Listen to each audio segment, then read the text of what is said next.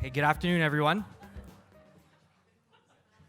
Get your attention as we kick off the unofficial first segment of the RCA conference for 2019. My name is Mikhael Metauro. I am the Director of Supply Development for Cascades. I also sit on the board for the RCA, and I'm also the project sponsor for this Circular Cities project that we're going to be talking about today. So very excited to be here, very excited to talk about circular cities in general, and more municipalities, more and more communities really taking the leap towards becoming more circular in their procurement practices and really in everything that they do. That being said, in terms of content today, I really want to do a quick deep dive into how this all came to be, and then we're going to move into a bunch of presentations around communities that are really making the effort and to show some best practices and some really great examples about becoming circular. So as we know, the circular economy is becoming a hot topic across Canada, with many businesses and cities taking first steps towards practical measures. What's amazing is that the RCA has really taken it upon itself within Alberta to drive that focus and to really own the aspect of circular cities, and we've engaged so many different people to do so.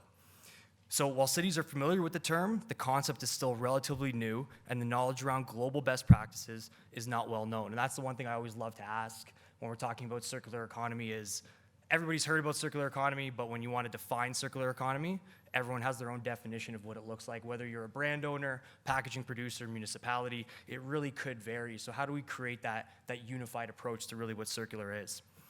So we kickstarted the Circular Cities project in the spring of this year. And the goal of this project, again, is to establish a foundational group of Alberta municipalities that will work together to develop a Circular Cities roadmap supporting the transition to a circular economy. And what's really great about this collaboration is all the success and all the stories that we're going to take from all of the opportunities to sit and speak together are going to be used as best practices to really help other communities become better at what they're doing and have better procurement practices. So where did it start? Really, in June, the RCA hosted a webinar to discuss the benefits of shifting our Alberta communities, to become more circular. The webinar was co-presented by Circular Economy, which is a cooperative social enterprise based out of the Netherlands. And their sole mission is accelerating the implementation of circular practices. So you got to think about having a top-notch organization really supporting what the RCA is doing within Alberta. The second part of the webinar was an interactive session moderated by the RCA, where participants were able to ask questions and dig deeper into what it takes to become a circular city. So if anybody was interested in listening to the webinar, it is available on the RCA website as well. One key piece to this too, it always takes money to do a lot of really great things, as we know, especially when you're a not-for-profit. So on behalf of the project team, I would like to thank EcoTrust and the provincial government's Community Environmental Action Grant for partially funding this project, which has led to its success thus far. I'd also like to point out that there are handouts that Lindsay just dropped on your tables that give you a really great idea, as well as a good one-pager that you can share with your teams, with your community leads, with government as well, to really share the best practices. And this is available on the RCA website. If you wanted to download it or you wanted to use it or inquire about it, Lindsay's also here to answer any questions you may have about the handouts. Finally, our communications team has created a little sketch video of the Circular Communities Project, and we would like to share that video now.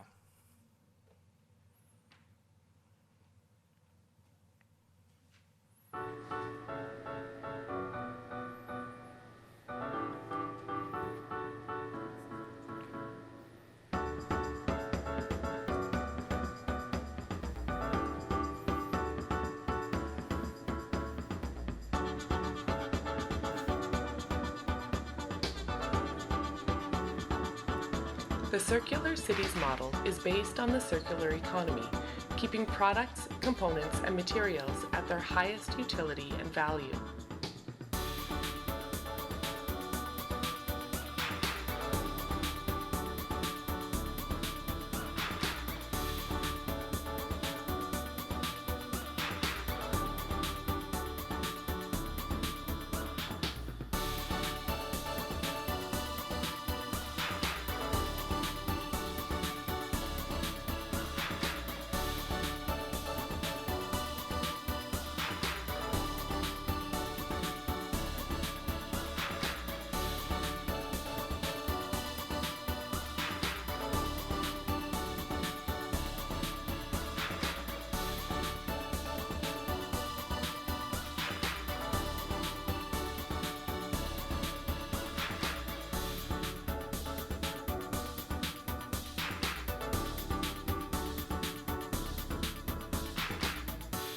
we are developing Circular Cities roadmaps for participating communities that outline targets and approaches to becoming more circular.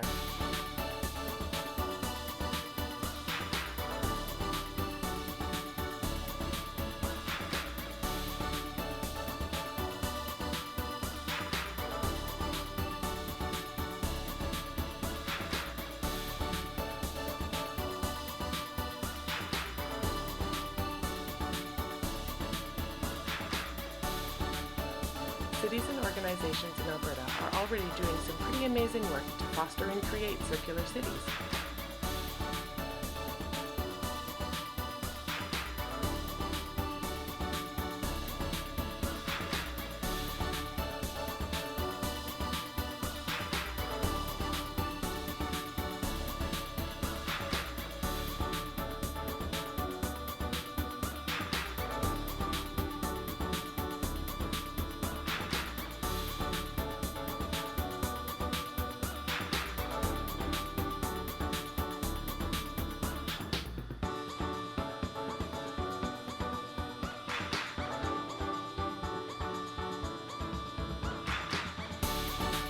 Contact us today to get involved or share your circular stories.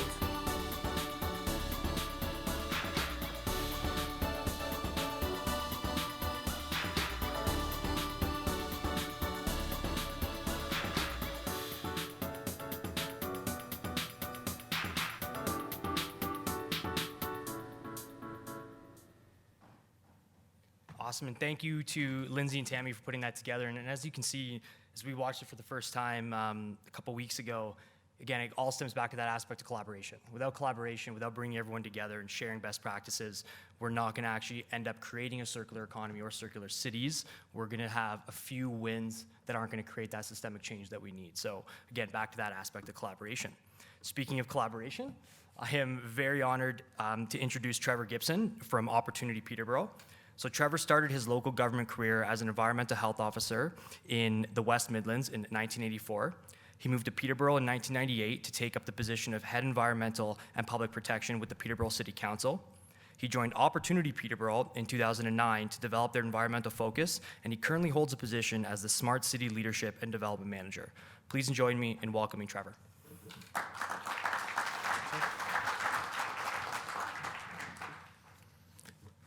Good afternoon, everybody. Just get my bits sorted.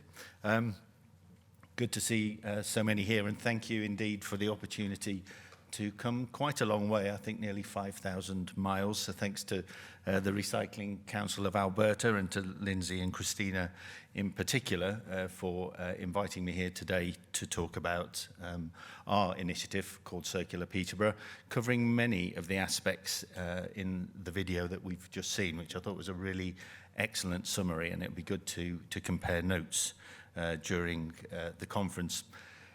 As you've already heard, I work for an organisation called Opportunity Peterborough, which is the economic development company for the city of Peterborough. It's owned by the City Council and is tasked with promoting the city for economic development, inward investment, and I lead the smart city and, more recently, the circular city aspects of that work. I know the first thing on everybody's lips going to be, where the heck is Peterborough? I think you can tell from the accent it's not Peterborough, Ontario. This is Peterborough in the sort of east of England, on the border between east of England and East Midlands. You can see there we're a short distance north of London, very close to there, 190,000, small in UK standards. But we're ambitious, and you can see there many of the aspects around sustainability and ambition to create the UK's environment capital. We're one of the fastest growing cities in the UK, so we have to get our planning right in terms of sustainability, and circular economy work forms part of that. We've got a very diverse economy, from farming through to tech and heavy manufacturing. And we're very big on digital. We were the UK's first gigabit city with an extensive fibre network. I did have a look before I travelled as to whether there was anything in common between Peterborough, UK and Jasper, and the only thing, but it is quite an interesting one, is that the big mountain here, Edith Cavell, commemorating the First World War heroine, She was actually educated in Peterborough in the UK in her early lives. So a lot of aspects or a lot of facilities in Peterborough, from, would you believe it, multi-storey car parks to schools and avenues, are named also after Edith Cavell. So it's good to see that such an important person, her name is commemorated worldwide. Okay, there is another thing, obviously, that we have in common with this part of the world, and that's an interest and ambitions around circular economy. And that's really why I'm here, of course, to talk to you about the work that we've been doing over recent years on Circular Peterborough. Just to put that in context, why are we in particular looking at circular economy? It forms part of our Future Peterborough programme. That's a smart city initiative.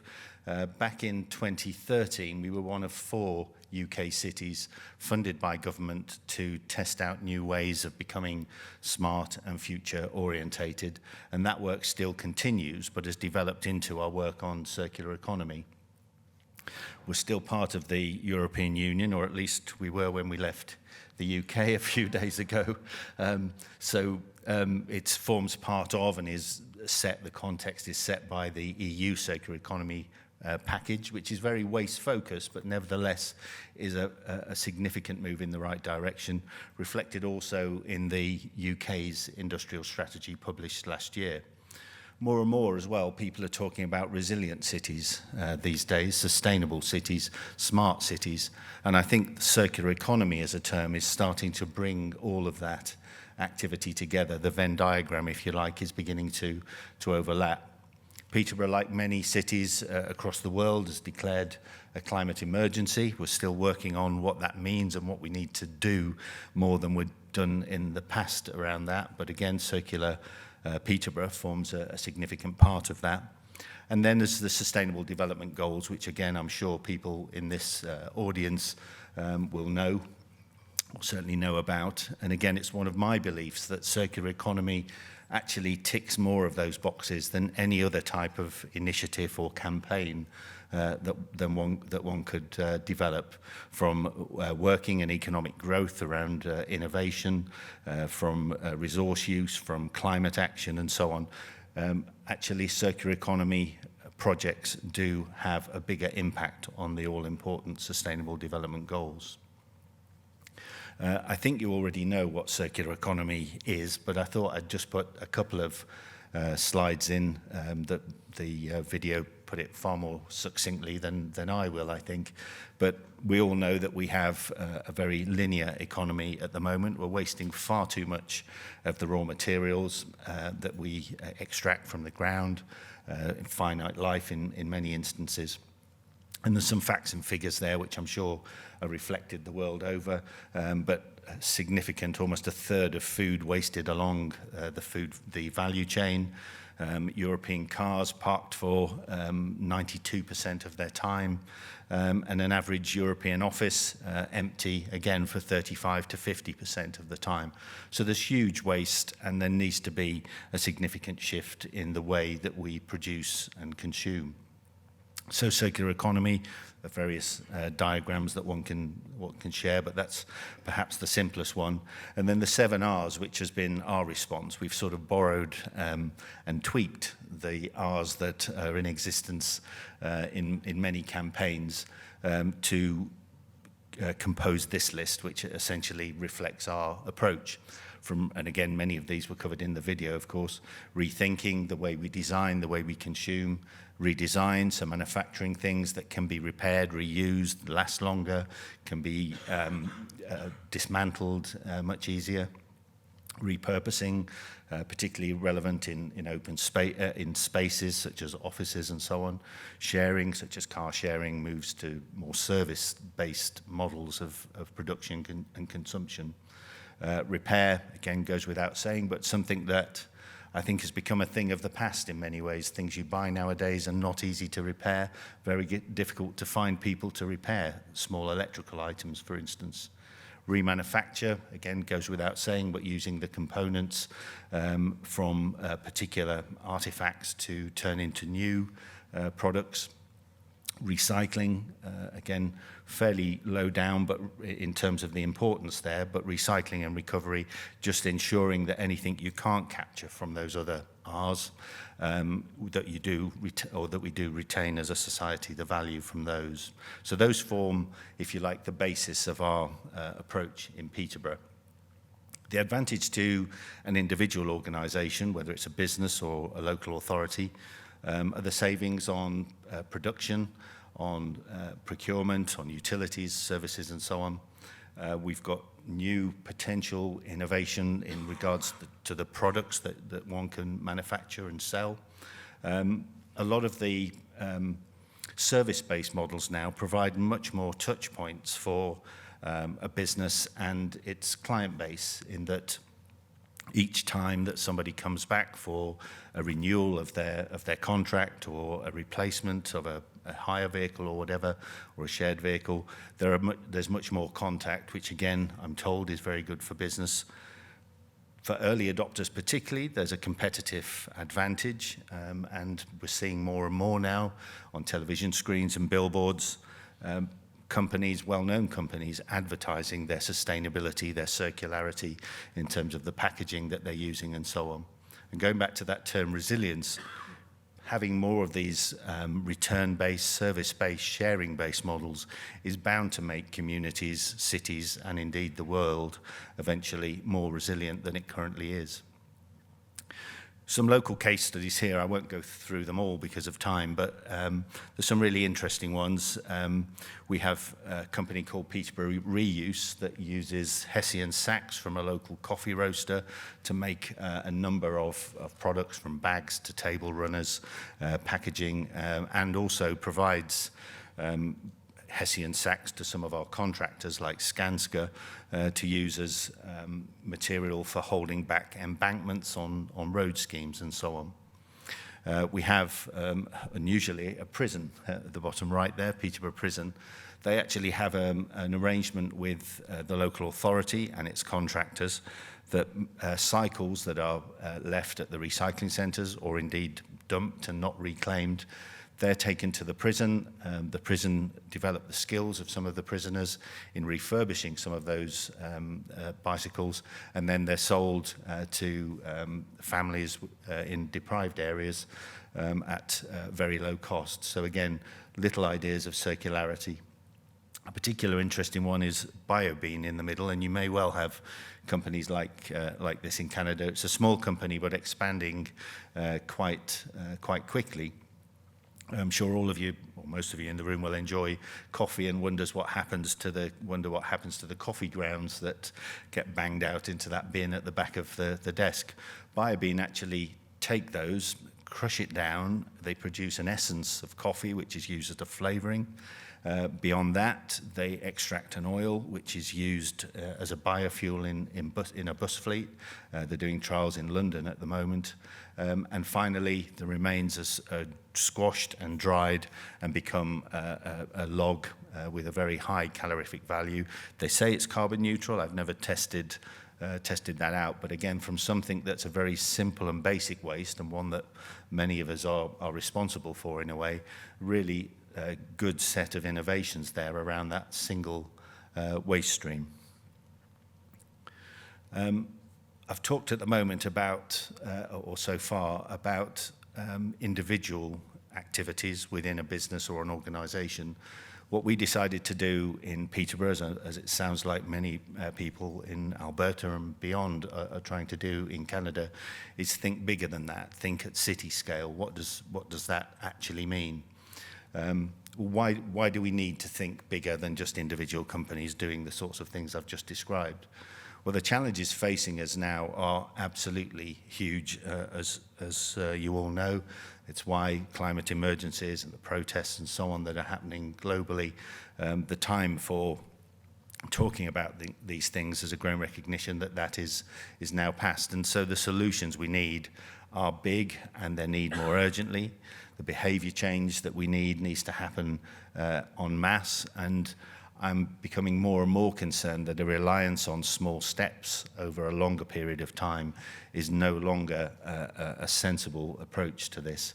And so cities need to lead by example. They can't do everything, they're not responsible for everything, but nevertheless they can lead by example, and they can set the enabling conditions to encourage other organisations within their area to flourish and to come up with these new ideas and approaches in a much more supported way. Why are the benefits, are they different at a city scale to at an individual scale? To a degree, they are. You can see there some of the ones I've put up. It can relieve pressure on municipal services, certainly in the UK. The significant budgetary challenges now in local authorities for all of the basic services. Something like this that encourages reuse and sharing can have an impact on municipal services, the costs of delivery. I think we're a bit of a way in Peterborough of getting local politicians to recognise that this is part of the solution to those challenges rather than being a separate initiative. It clearly reduces carbon emissions. It eventually, hopefully, will lead to a zero-waste society. And the new innovations and business models that can be created as a result of rethinking, redesigning, and so on, going back to those 7 Rs, can bolster employment. There could be new jobs created, new skills, new types of jobs, all important for the future of our young people and our planet. There should, again, as a result of that, be a real environment for innovation around how we deal with some of these really hard problems in relation to products and services that we currently take for granted.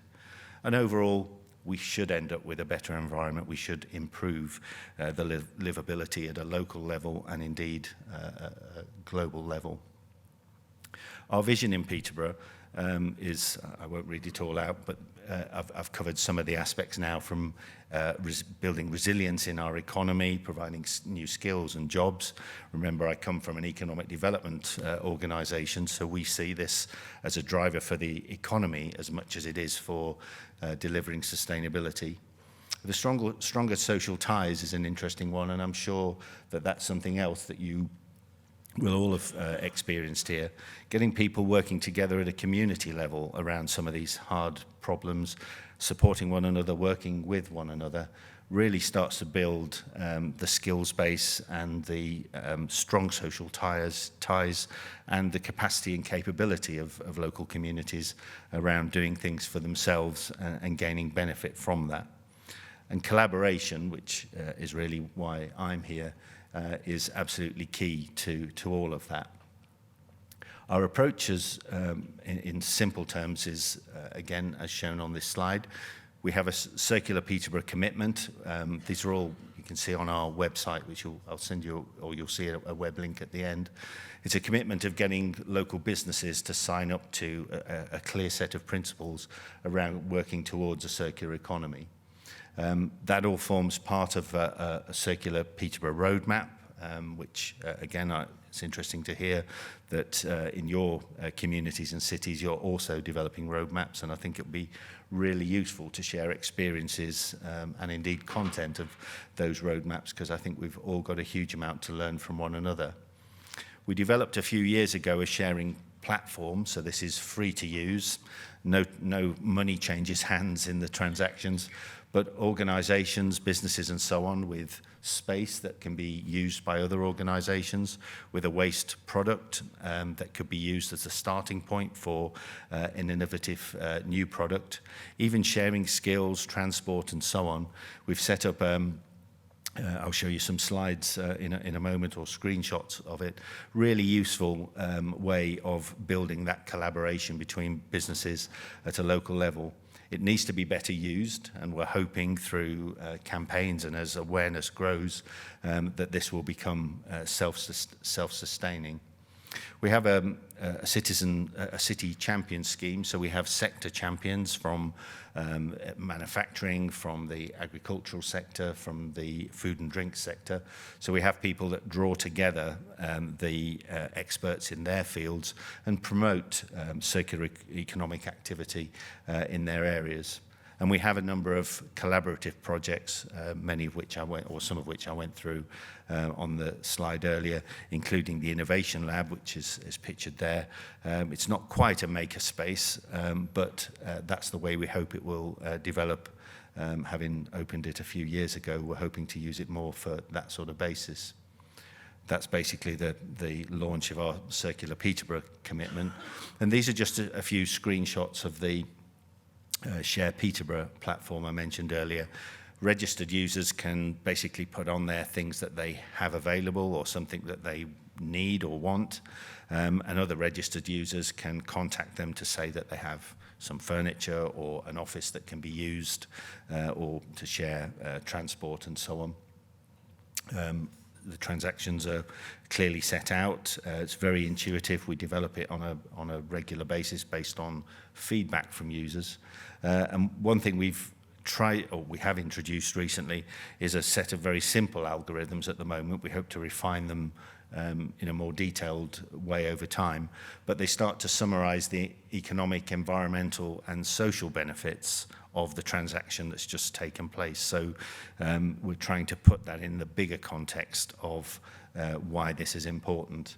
The screen shot that you show there shows a summary, I think, after the first year of operations, summarizing the amount of waste saved, carbon saved, and so on. A few pointers to the future. We have ambitions to produce something called a Smart Circular Cities Toolkit.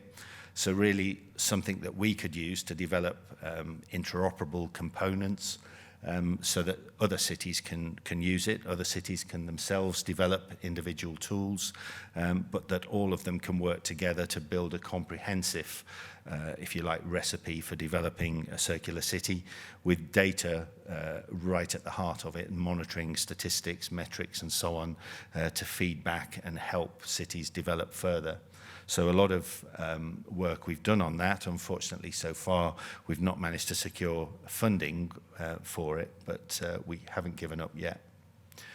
We're also working with the British Standards Institute, have strong links, obviously, with international standards and so on. There's already a circular economy standard, which, again, I commend to people. It's very organisationally based at the moment, but we're hoping that we can work with them to develop a circular city-based one that uses the same principles, but just raises them to a higher level. What does a city need to do to embody and drive that circular approach at scale? They're not prescriptive. These types of standards, they're called PAS, or publicly accessible standards. So it doesn't say if you don't do it this way, you can't be circular. There are a set of guidance, comments and captures of best practice to help cities on their journey. So again, that's work we're planning with BSI moving forward. The final thing I just wanted to show you a couple of slides on is something called the Small Giants. Again, this really goes to the heart of collaboration. It's basically a collaboration. We lead it from Peterborough, but it's a collaboration of small to medium-sized cities across Europe. At the moment, across Europe, we're keen to look wider than that. Basically, to look at scaling up some of the initiatives that small to medium-sized cities are often unable to do. Small to medium-sized cities often lack expertise, experience, resources. And so in my experience, it's the larger cities in the UK, such as London, Manchester, Birmingham, that seem to benefit and move quicker on some of these initiatives. But by collaborating, by joining up on particular topic areas, and circular economy is one of the ones that we've collectively identified, we hope to build capacity, scale up the size of the project so that industry becomes more interested in that. So it's about designing for small and delivering at a larger scale so that things can be scaled and replicated elsewhere, rather than the current approach, which is solutions developed for big cities, which we have to sort of fiddle around with to make it suitable for much smaller places. We've got about 50 cities on our sort of informal register. There's nothing formal about it at the moment. And again, we're seeking funding to provide a proper secretariat for this. But we've started to define what a small giant is. There's a number of factors within that. Again, it's not prescriptive. And our summary statement is the term giant in there is more about a desire and a commitment to working with other towns, cities, communities to do something different and more powerful. So moving forward, just a few comments from me. I think thinking big is an obvious one. And I think conferences like this and being able to cover a topic like this at a conference is a great start on this journey. Rather than doing things at that individual organizational level, thinking about what sort of enabling conditions a town, a city can set to enable more and more of this activity to take place in a coordinated and collaborative fashion. Looking for opportunities to collaborate. You know, we've already spoken to Lindsay and Christina about how we might collaborate around the world on some of these topics. You know, we certainly would have a lot to learn from the experiences that you've had in your work so far and vice versa. And I think sharing some of that knowledge and experience, perhaps jointly developing some of this stuff together, there's no reason why that distance should be a barrier on a topic such as circular economy.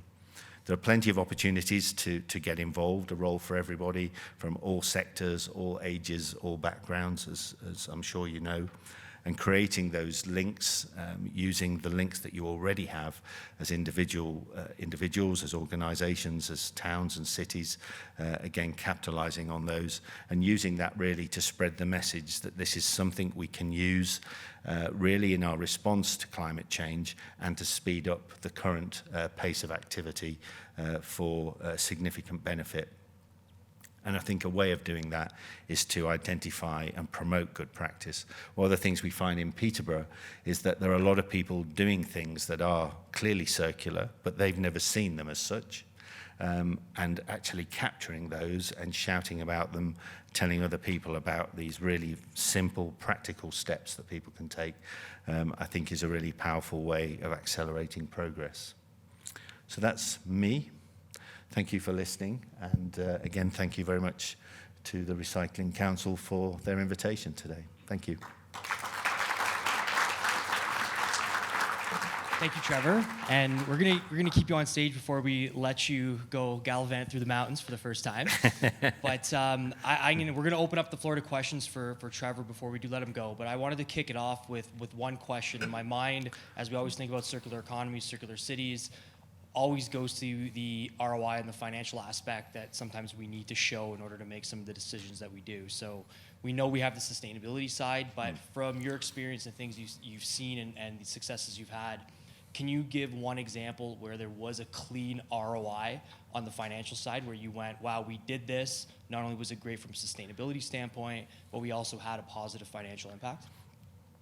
I think, if I'm brutally honest, at the city level, we haven't found that key yet.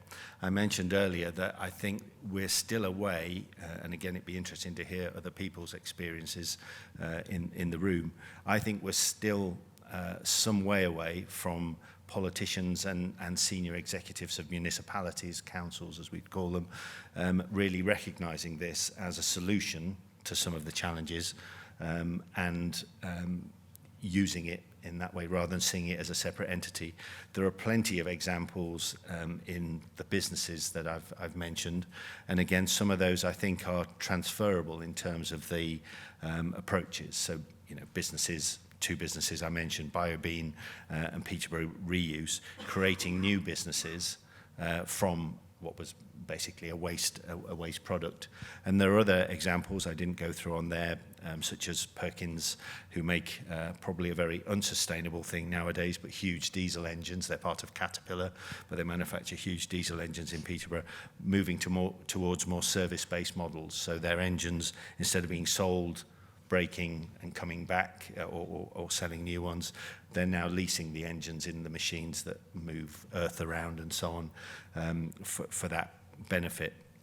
I think on a city scale, the examples would come into, and where we're trying to find the ROI benefits, working with Skanska, another company on that slide. They're the council's contractor for the major engineering works across the city. And they've got a corporate policy now to look at all of their activity from a circular economy perspective. So they're very much looking at the ROI on big road schemes to reduce the amount of materials that you're using, therefore reducing costs. That will be reflected in the cost back to the council of the contract extension and so on. So it's those areas where the focus is at the moment. Have we calculated that benefit in a way that I can stand here with a slide? No, we haven't.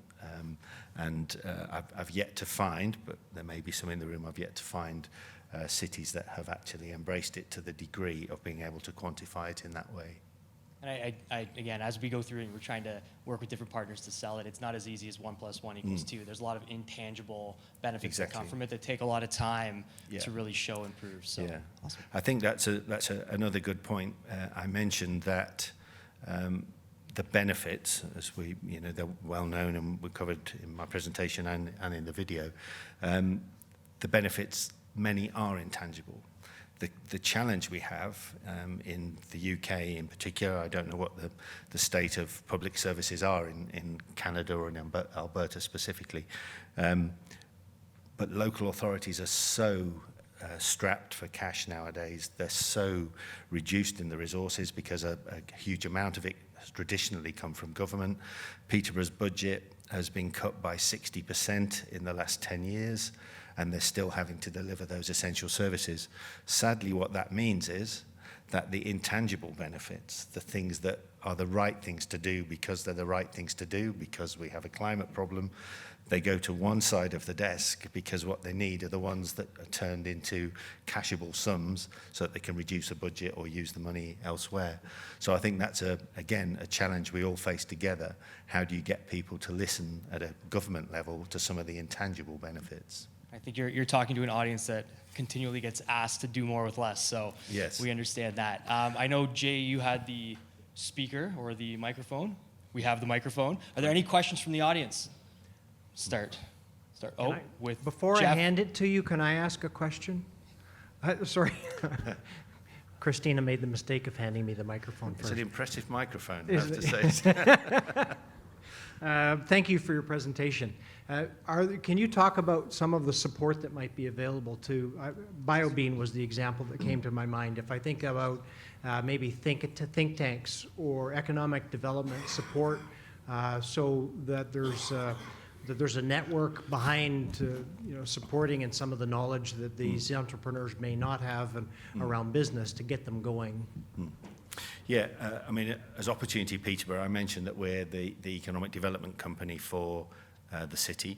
So it's our business really to drive economic growth, hopefully in a sustainable way. But that's another challenge. Often when you're growing as a city, politicians just want to see growth, and the bits that fall off that in terms of impacts are often somebody else's problem. What we try and do in Opportunity Peterborough is provide a service to businesses. When we're out there talking to businesses, my colleagues are out there talking to businesses about how their situation is currently, we offer them the support of circular economy advice. We use case studies. We're currently developing a simple guide for businesses to help them into that world where they're not currently there. And it's particularly focused on the small to medium-sized businesses because a bit like small to medium-sized cities versus big cities, big companies often have the resources to have circular economy experts, sustainability experts within their teams.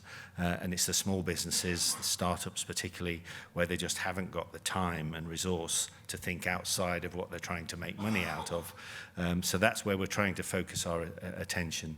We can put them in touch with other companies who can mentor them. Perkins is a very big employer in the city, are very keen to talk with small businesses about how their experience of circular economy projects and so on. But it's about having those that organisational focus, in our case within the Economic Development Service for the city, to really allow people to get access. And this year we're doing a really big push on enhancing that accessibility, people's ease of getting into the information, and trying to build up some more resources for us to get out and speak to people on a one-to-one basis.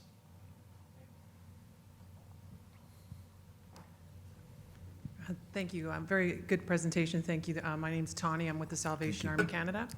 So my question was, we talked a little bit, and Michael alluded to how the ROI can be a challenge to measure, and the intangibles, and also the sustainable and environmental impacts are obviously great concerns. But can you speak a little bit about the social impacts, and if there's been any discussions about that among your circular city discussions on that whole sector? Yes, I can. We work in partnership with an organisation who I should have mentioned or had their logo, called the Peterborough Environment City Trust, and they're, or PECT for short, they do a huge amount through their Investors in the Environment initiative, and they work very closely with communities, particularly at the moment in the food sector. So they have schemes like community fridges, so waste or surplus food, I should say, getting into these, being delivered into these fridges for people from deprived backgrounds to be able to go and get fresh, good food. They've established cafes in certain parts of the city, again using the same sorts of commodities. We're aware that we need to work more with sectors such as, or organisations such as the Salvation Army. PECT as well have occasional activities around upcycling of clothing and so on, to the extent they've had upcycling fashion shows in the local shopping centre and so on, using products or donated products in that way. From a community point of view, we have a number of villages now who are very keen to develop that local collaboration and in terms of sharing resources, everything from transport to, again, waste products, sharing skills, services and so on within a community. So it's an area that I think, I guess coming from the Economic Development organisation, it's an area that I think is untapped, because in a sense it's been circular economy for 10, 20, 30 years, probably longer. So there's a huge amount that we can learn from that sector. And I know, as I say, there are organisations in the city that I work with that do that, and certainly something we could do more of. And Salvation Army in particular is very heavily represented in Peterborough.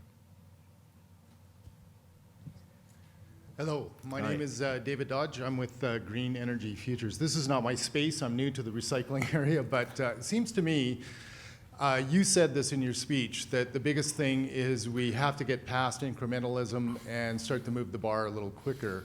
And it seems to me helping politicians understand those intangibles has never worked very well in the past for securing large sums of money, and probably never will.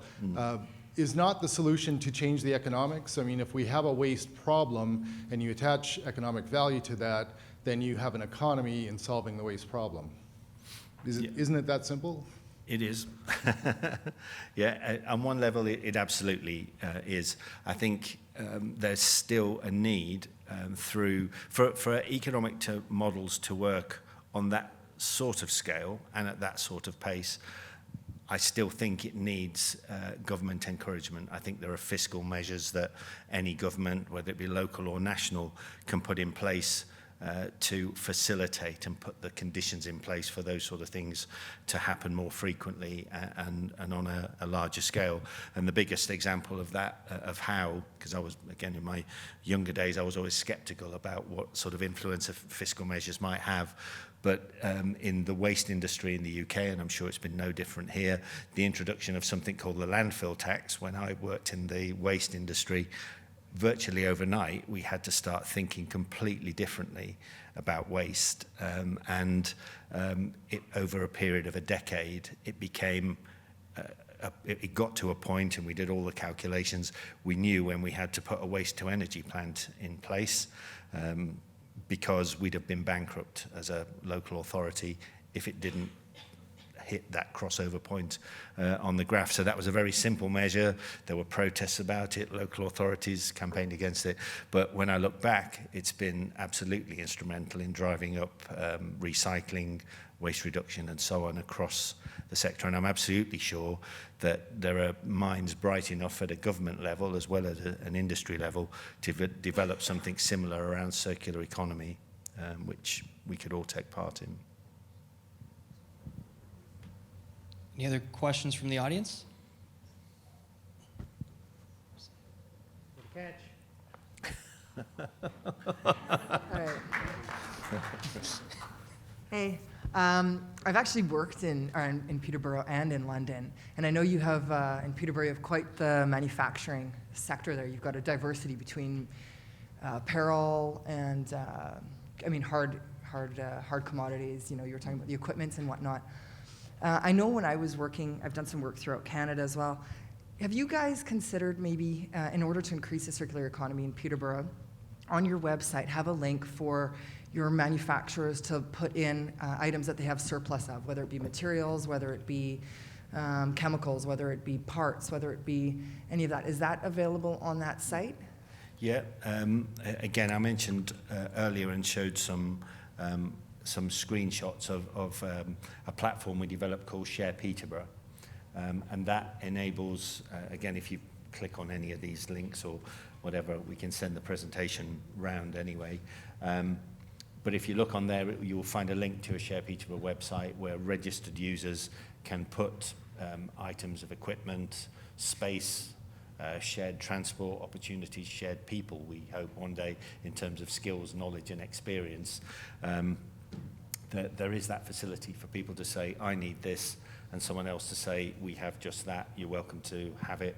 And they come to, the platform puts them in touch with one another. We see the outcome of it, but we don't get involved in the delivery or whatever. We just know that no money changes hands. It's not an eBay, if you like. It's a sharing platform. So Is there a big uptake on it?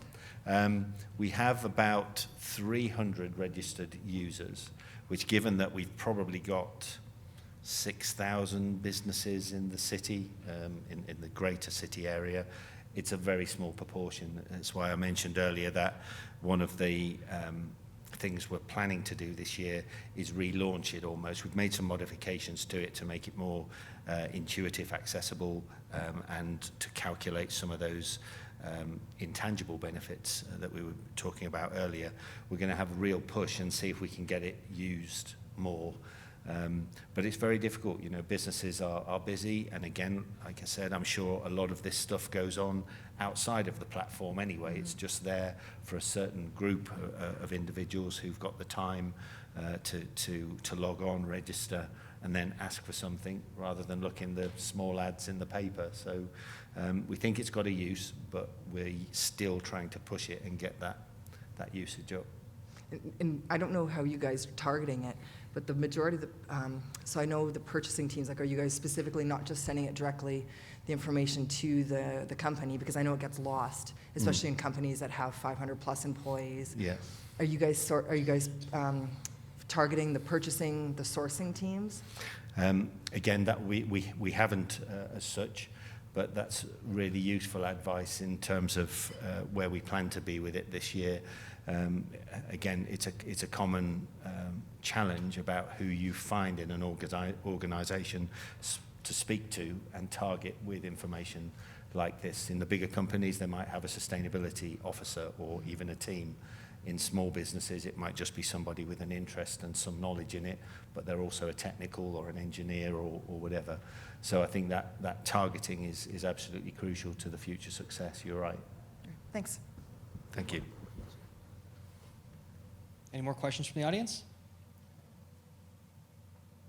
I have one more for you, Trevor, to close it off. Okay. As we have so many different municipalities probably present in this room, in Peterborough, you guys have done such a great job. You've really stepped up to the plate. What has happened to municipalities, surrounding municipalities? Have they seen what you're doing and started to ask questions and started to develop their own practices? Like what's kind of transpired from the success that you've had? Yeah, we have, well, the fact that I'm here means that we have a reputation for it now. We get a lot of contact from other municipalities in the UK. Again, it's not unique to Peterborough. There are many others of different scales, sizes of cities trying to do the same. What I've found in some instances is that many of them are very waste focused, because that's traditionally where this starts, understandably. So I think what we're able to do is work with them on expanding that into other areas such as space, skills, transport, energy, and so on. And, you know, I think I said to somebody earlier that, you know, we've set out a vision of being a truly circular city by 2050. I'm not actually sure what that looks or feels like, because nobody's got there yet. But unless you have these broad ambitions, and unless you collaborate with other towns and cities and communities with a similar mindset and ambition, then I think progress will be very slow. So thankfully, the level of interest, the desire to collaborate on this topic is growing rapidly, and hopefully we can build off this conference today to do even more internationally, which would be great. Thank you. So if there's no more questions, please join me in thanking Trevor.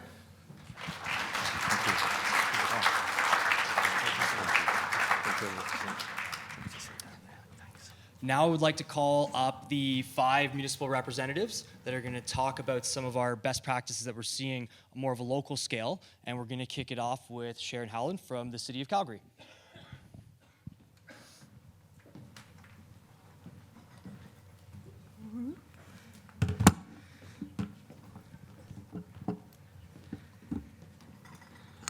All right, as mentioned, I'm Sharon Holland with the City of Calgary Waste and Recycling Services. And I have a few slides here about some of the circular city initiatives that the City of Calgary and organizations within the City of Calgary have been embarking on over the past few years. And now I just have to figure out how to get the slide to move forward.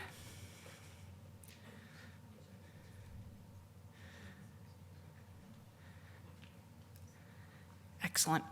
So as you can imagine, a city of 1.2 million people, we have an extensive fire response program. And instead of a learn-on-the-job approach, we actually do have a fire training center where they go and they use the pumps and they do practice deep water rescue, swift water rescue. So at the Calgary, City of Calgary Fire Department Training Center, they use up to 150 million liters of water per year.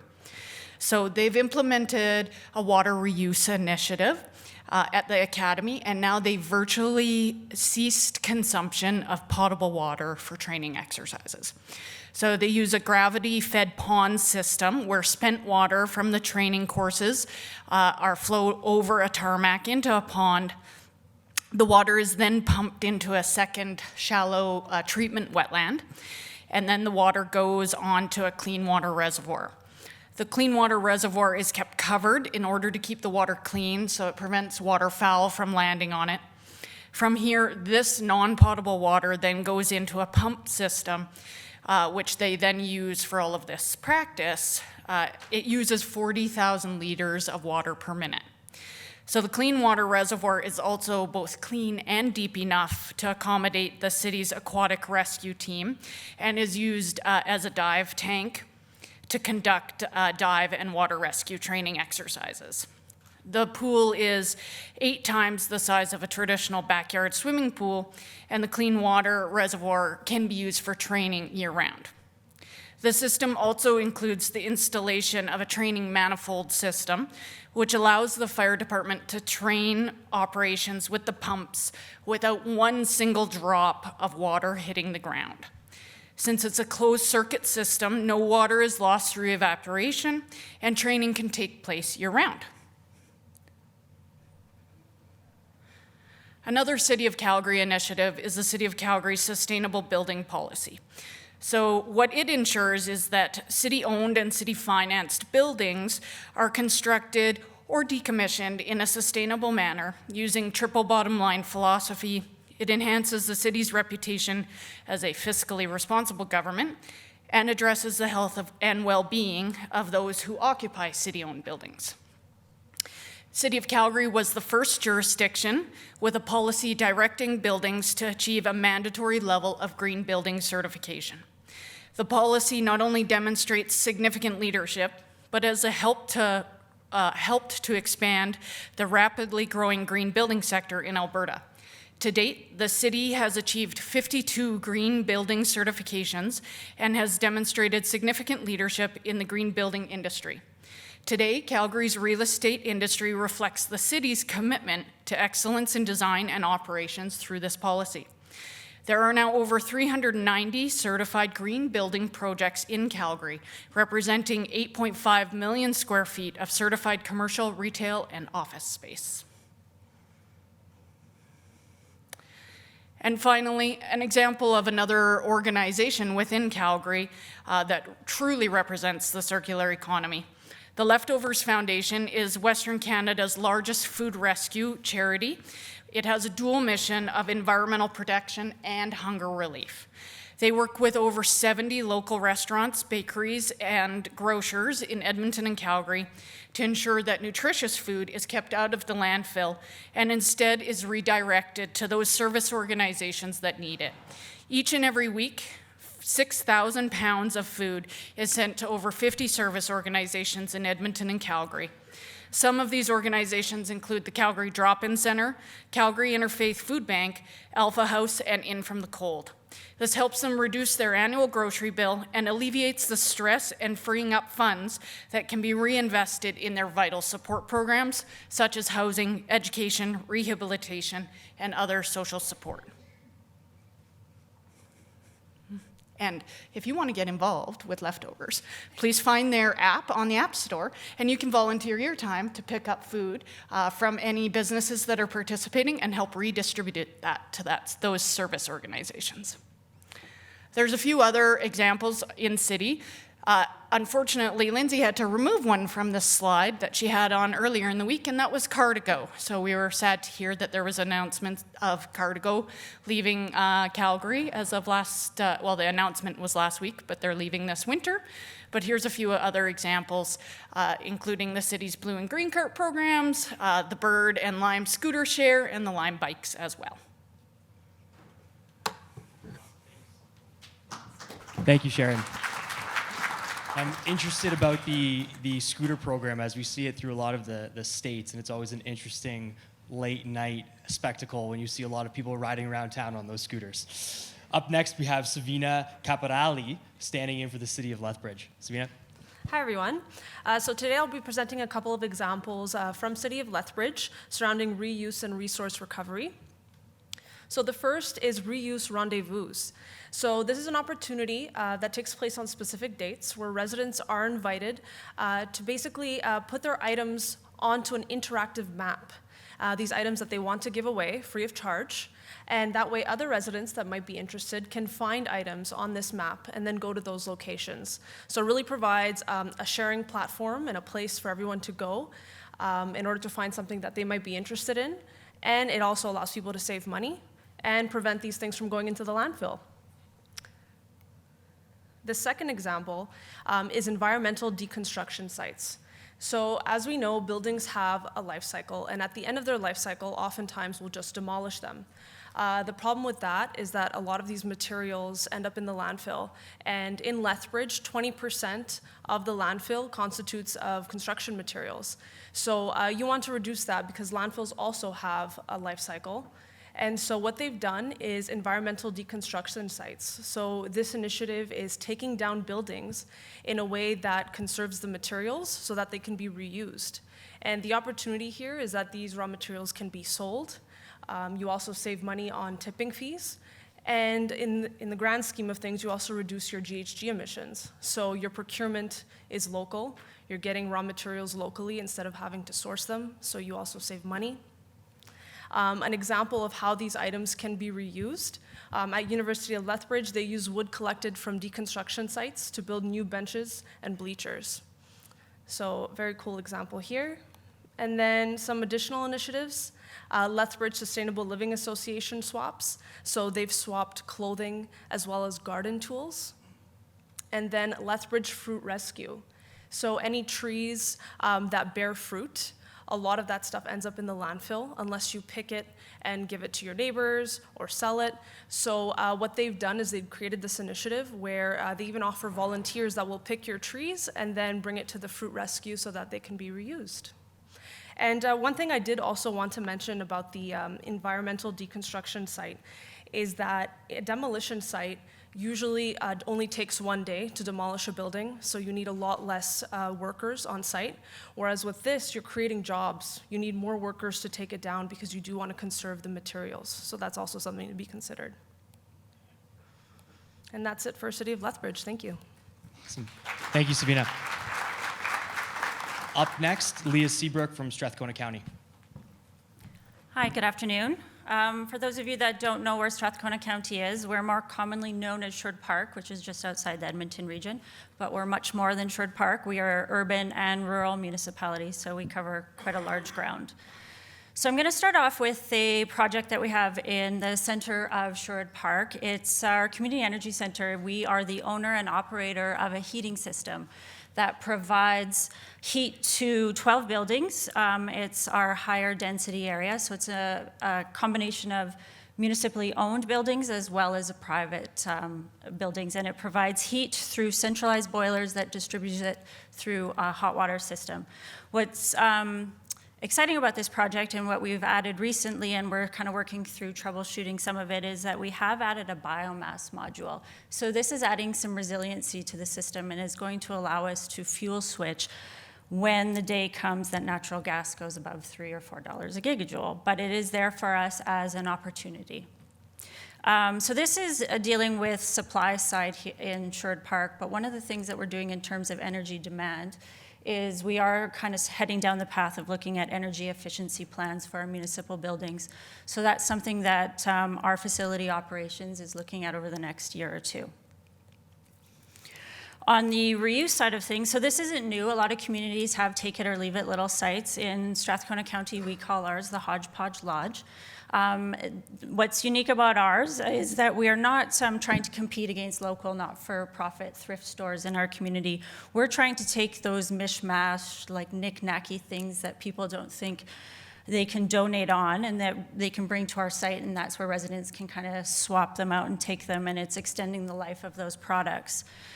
The other thing that's really neat is, I mean, since we've seen a lot more discussion around plastics and single-use items, this has really allowed our community to have more of a conversation around reduction and reuse. And so this is kind of a facility that allows us to have those conversations. Some of the other initiatives. So we are slowly working on a textile strategy in partnership with 3 local not-for-profits in our community. Salvation Army, nice to meet you, Tani. We haven't met face-to-face, is part of this partnership. And what's interesting is textiles is really like the pioneer reuse item. Everybody thinks of textiles, but what's disappointing is we're still finding it in our waste streams when we do audits. A lot, like to the equivalent of about 1,200 tons in Strathcona County is still being put in our black carts to go to the landfill. So we've decided to really focus on this material type, and not just from the municipality going out and talking about making sure you donate it to the right organizations, but we're really trying to partner from also getting people to go out and shop locally. So it's bringing some of that social good to the community as well in highlighting these 3 organizations within our borders. Wasted food is another big one in our waste stream that we're looking at. We probably dispose of over 2,000 tons of wasted food that could have been edible, saved in some fashion. And one of the unique ways that we've been targeting this is, as opposed to inviting people to come and talk to us about waste, which doesn't really garner a lot of attention anymore, is we are throwing workshops that's attracting people who are interested in a particular topic.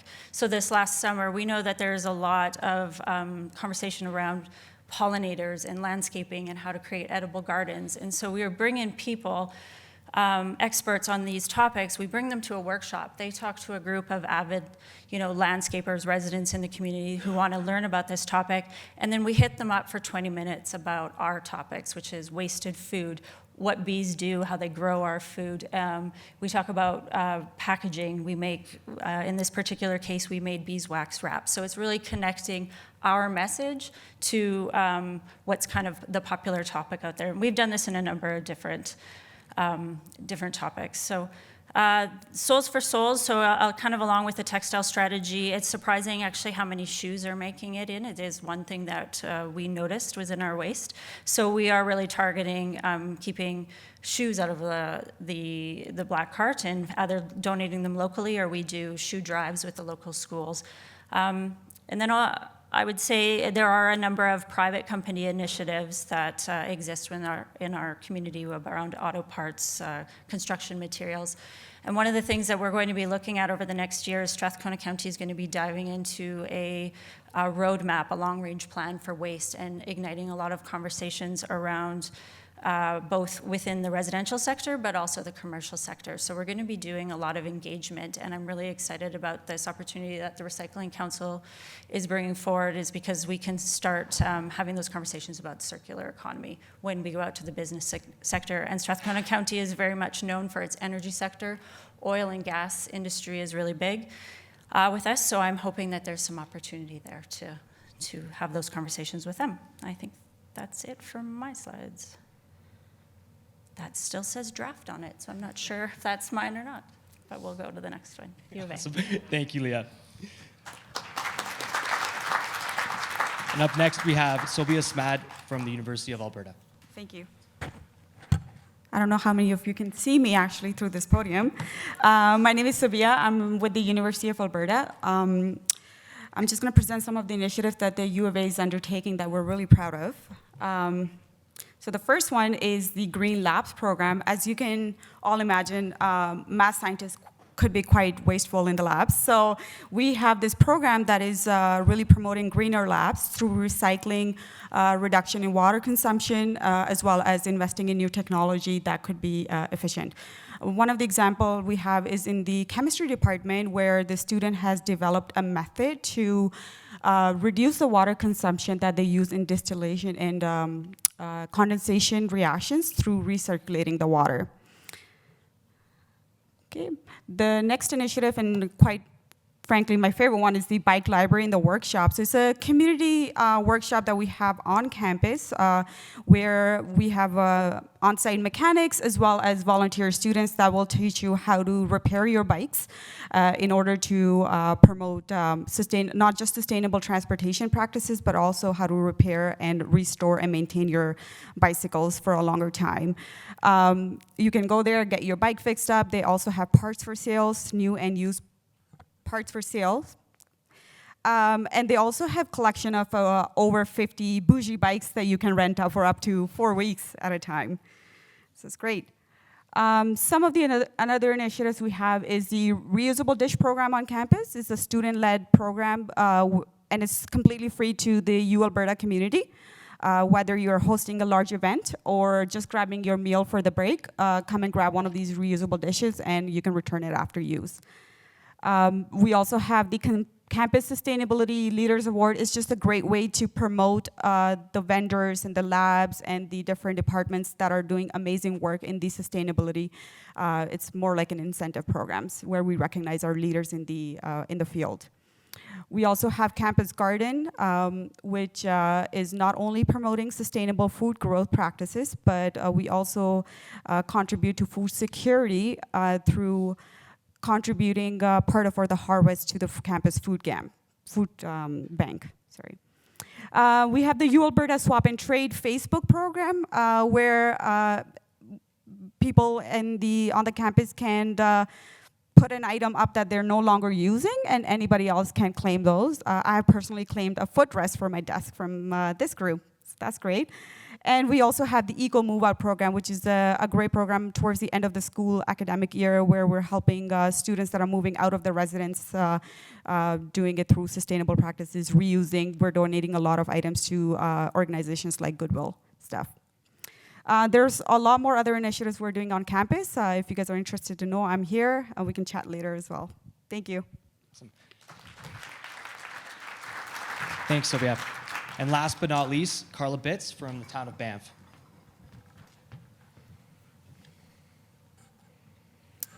Hi there. So Banff has adopted various waste diversion targets and an ultimate goal of zero waste to landfill by 2050. So that to say, diversion is a really big focus for us right now. However, we don't want to lose sight of this bigger picture and the ultimate shift toward a circular economy in the meantime. So circular initiatives in Banff are currently happening more in pockets at the business level and at the community level and a grassroots level as well. And as far as from the town of Banff's perspective, we are in the early days. However, we have hopes and dreams to get on board with the circular economy as well. So the Bare Minimum is a really inspiring initiative that happened at the grassroots level in Banff. In my perspective, the coolest seasonal worker to ever arrive in Banff asked why nobody is doing anything about plastic advocacy in our town, and somebody told her there's nothing happening currently, so you'll have to start it if you would like to see something happen. And she did. Her name's Emma, and she's from Australia. So she connected with somebody locally who had started the Straws Suck movement to reduce straws, and basically went from 0 to 100 overnight. She started a grassroots organization, started advocating for plastic reduction, and several months later opened a zero waste store that is fully functioning, and it's on Bear Street in Banff. So if you're there, go check it out for sure. It's a really amazing example of how grassroots efforts can actually have an impact in the community. They've presented to council a number of times and actually triggered our council to ask administration to do a plastic waste characterization and explore the issue of single-use item reduction in Banff just from a grassroots effort. So right now, the space on Bear Street offers clothing swaps, refills for soap and detergent, zero waste products, and basically plastic alternatives. And they have also started an initiative called the Cup Library, where they offer local coffee shops the opportunity to provide reusable cups in the case that somebody did not bring their own mug. So speak a bit to other initiatives happening around town, and some of these are owned by the town of Banff as a municipality, and others are happening more at the grassroots or business level.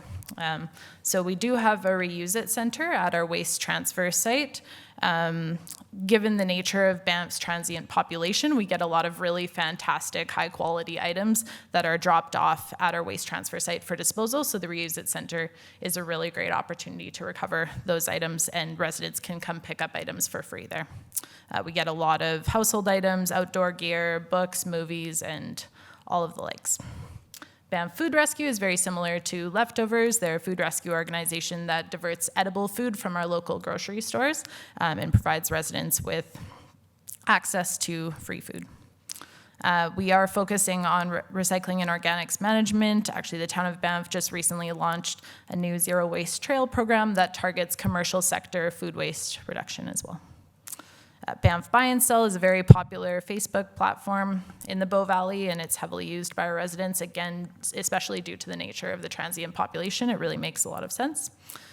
Lole, one of the local shops in town, has a winter jacket take-back program. So credits are actually given toward purchasing new Lole apparel if you bring back a used jacket to the store. And another great example, we see a lot of great examples coming out of the Fairmont Banff Springs. One that was worth noting is they've adopted a food waste tracking software to actually look at source reduction and measure food that could have been prevented from going to waste among the kitchen. Also a draft, but I'll speak to it briefly. We were very fortunate to have two fantastic summer students this year, Katie and Brooklyn, who are sitting up at the front there. They dreamed up an idea called Circulate Banff, and so this is still very much in the exploratory phase, but we do have a grant proposal in, and we're trying to push it forward as much as possible. Circulate Banff could involve a branch of our Reuse It Center becoming in a more centralized location in Banff. Right now, the waste transfer site where it's located is actually really only accessible by car, so it's difficult for a lot of our population to access. So making some sort of a sharing library, Reuse It Center available in a more centrally located place in Banff would be great, as well as providing a space for reimagining the idea of ownership in Banff, which really makes sense with our community. So many people are there for a shorter period of time and don't need to own everything. That is about it. Oh, an interesting thing about the Circulate Banff project, it is obviously a waste reduction and environmental initiative, but it's also been a huge collaboration with our community services department, and it hit a lot of targets that they're looking to achieve as well, including affordability, recreation, shared spaces, and community building. So speaking to that social impact of circular initiatives, we see that being a great potential as well. Thanks.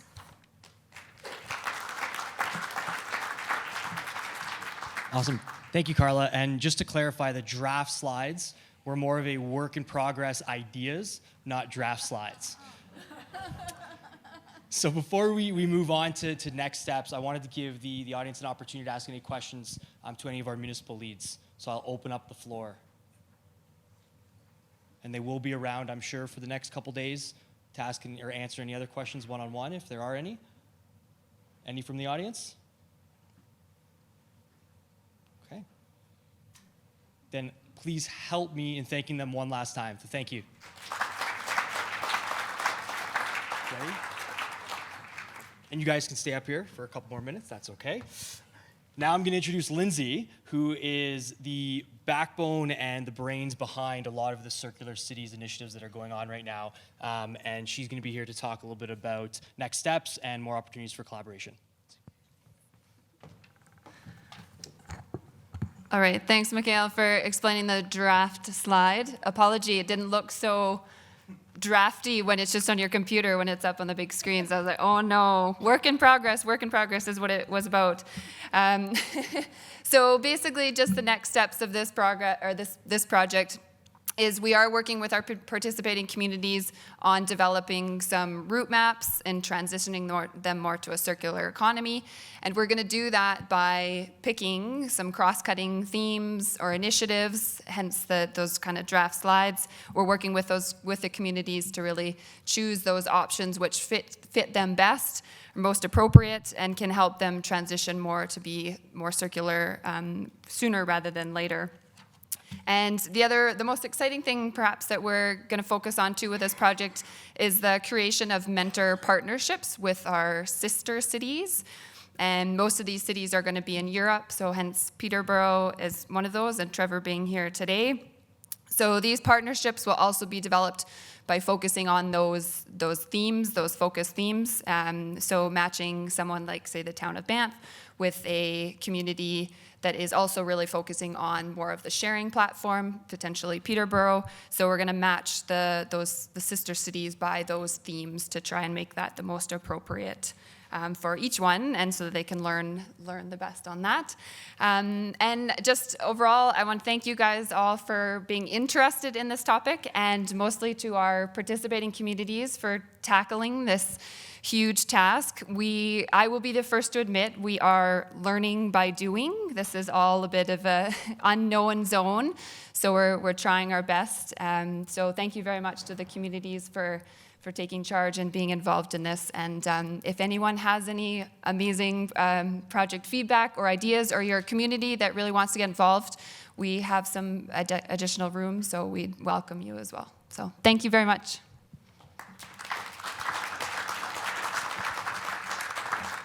So on that note, I will close very quickly in saying that first and foremost, it takes that one person or that one move to really drive the change that we need. So Lindsay, keep that leadership going, keep bringing the teams together and bringing the municipalities together, because we will create some really good change.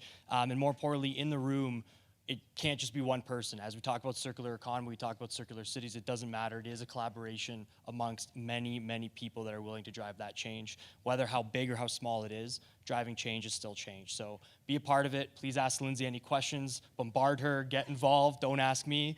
And I really hope to see everyone involved more and more within the RCA, within the Circular Cities. And thank you to Trevor, and thank you to our panel for amazing discussions. Have a great afternoon, everyone.